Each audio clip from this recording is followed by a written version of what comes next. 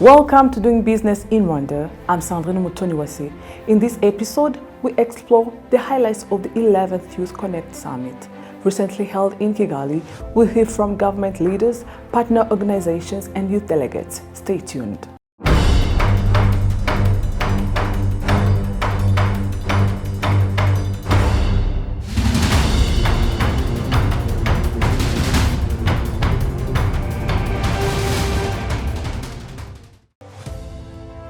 Rwanda's employment rate has been on the rise.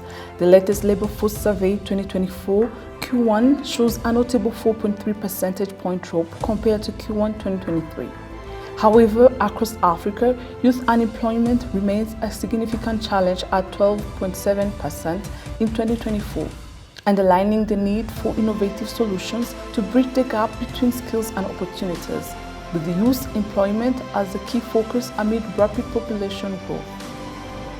Since its inception, YouthConnekt has evolved from a national program into a Pan-African initiative. As of 2024, YouthConnekt has expanded its reach and is now active in 33 countries across the continent.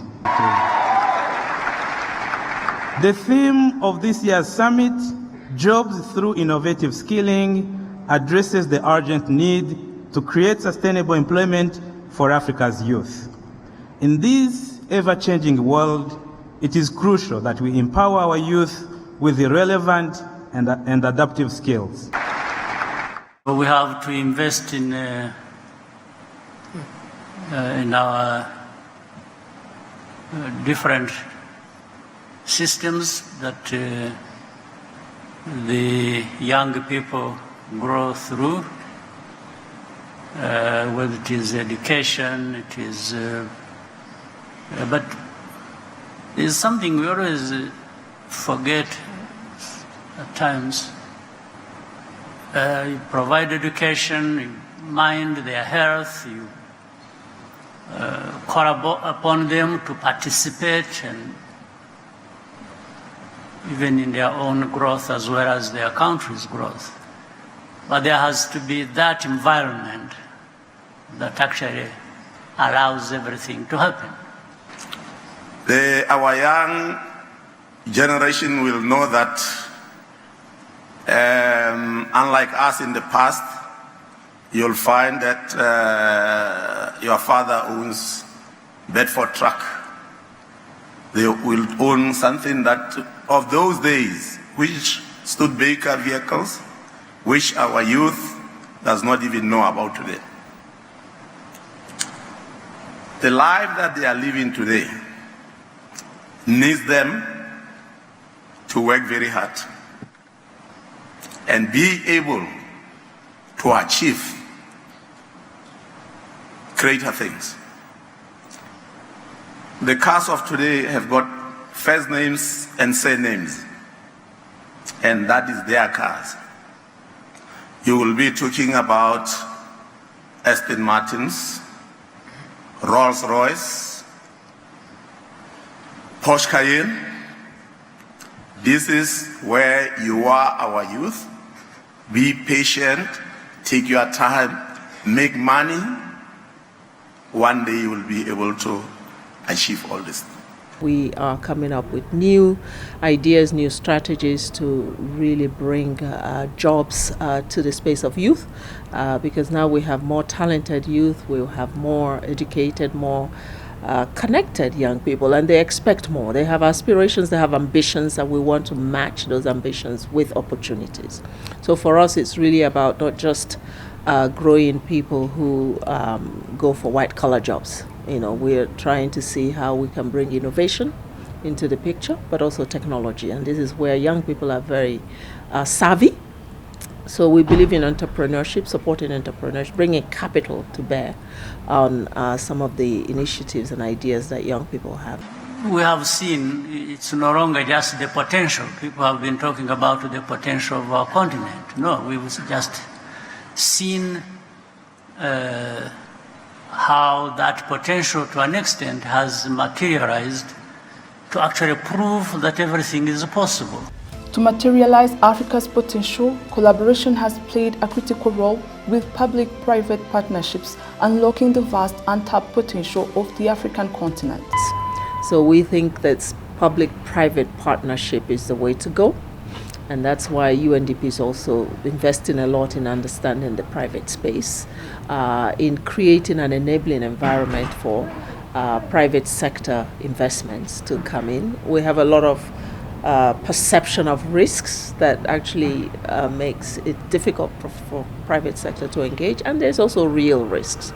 So we hope that public funds, development funds, can go into de-risking the environment to bring in private sector energy, for instance, trillions of dollars needed to achieve, to overcome energy poverty on the continent of Africa. Where is that money going to come from? We think that investors need to come in, and we need to have governments that understand the environment that will enable those investors to come in and invest, so that you can do big projects, not just small initiatives. We work with event organizers. We have 40 to 60 events now in Kigali every month. We've had more than 700 events, and in all those events, there are people who are working in checking, and people who guide people to pay at the door, people who scan the tickets to check the validity of the tickets. Those people get employed to support in those events. And not only there is some of our team, but also on the side of event organizers, they have their people they employ to always oversee that and help in such management. We're also seeing that our system has improved digital literacy, where now some people who are not used to tech are using our software to track or even contribute to their businesses' logistics. For example, in different bars, they're using our platform to control consumptions of beverages and other products that are being sold there. So people get to learn how a system works, so which improves the digital literacy, and this contributes to the inclusion that we're trying to do in Rwanda. To development challenges. So they're not just looking for jobs. They're actually bringing solutions to development needs, development challenges in their communities, in their countries, and some of them are dreaming big and saying we want to even go beyond our countries and we want to go beyond Africa. So what I see is a young generation that's competent, that's confident, and that's increasingly building their character so that they're contributing to prosperity that is shared, not just money that's locked up in a few hands. So we have change makers among us here, among the young generation. And I think that's what makes the future bright, even for them. Because the moment your heart is in the right place and you have a real drive and passion to contribute, I think you're unstoppable. So I'm really optimistic about the future for Africa's youth because I think their heart is in the right place. Innovation and creativity is one of the major skills or practices that is required because the dynamics of business are changing rapidly. We can scale back in the 70s and now we have people with different mindset and we need to introduce new skills and be diverse. We cannot use old practices in the current era. So we need to always learn something new every day. I don't know everything. If you open your mind to learn every day, no one knows everything. So that is one of the major important to be a person who is teachable and learn every day. That's how you can be able to increase your skills and adopt into the current market. And now we are in the 21st century. Old practices are no longer practical. We need to be diverse as Africans so that we can be able to meet the requirements of today's technology. I think now it's essential to know some basic tech skills, and I would encourage youth people to learn a thing or two in tech space. It doesn't have to be expensive. It's actually cheap when you have all the information you need online, on Google, on YouTube. You have every information you need. So I think I would actually encourage you to get more engaged, more into tech a lot, and there are people who are always willing to help. So it has been so educative. It has, me personally, it has supported me with a connection. I have connected with people in different countries, with people who are in line with in business, like in line with me, and also actually I have got some people who like my products, and also we have already made some partnership. And also I have learned actually different things about the business, because I have been consulting from different people, and also I have got some connection with different people in the government's organization, and they are ready to support me with there is some application opportunities for we youth. So really, I'm so glad to be here. Yeah. For me, what comes in my mind that I see just in 2 years, I will be verified. I will be the leading company in Uganda who are producing fertilizer for sure, according to the connections and the ideas I have got.